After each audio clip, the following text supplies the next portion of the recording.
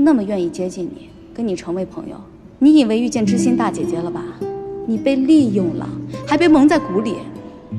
他的资历、学识、谈吐、阶层，包括跟顾总的感情基础，哪一点是你能比的？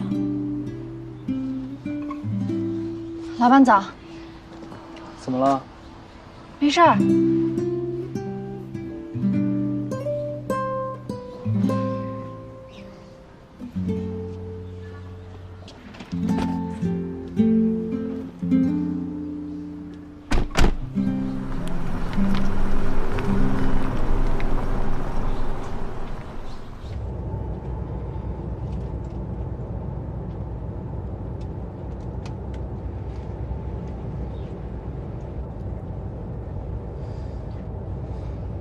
江小玲啊，你最近有点不太对劲啊。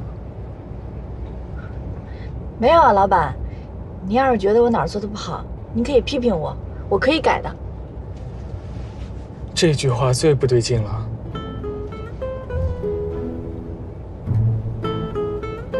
你遇到什么烦心事儿了吗？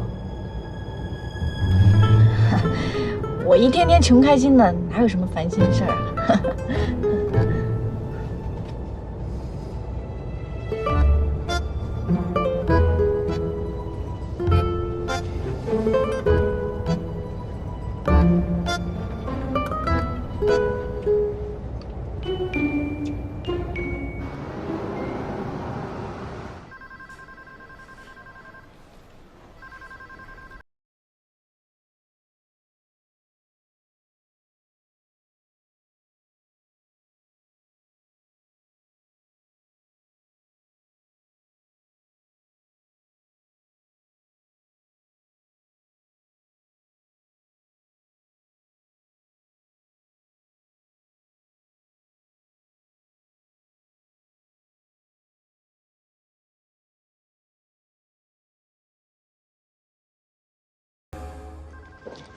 顾总，您这周的行程安排在这里，然后进度表我已经同步到设计组了 ，PPT 我也收集好发送到您的邮箱了，然后这是报销签字。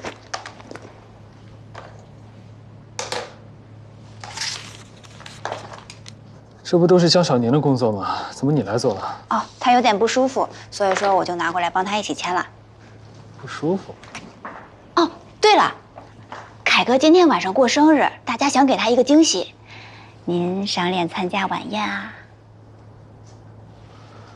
好啊，把所有人都叫上，我请客，一个都不能少。好的。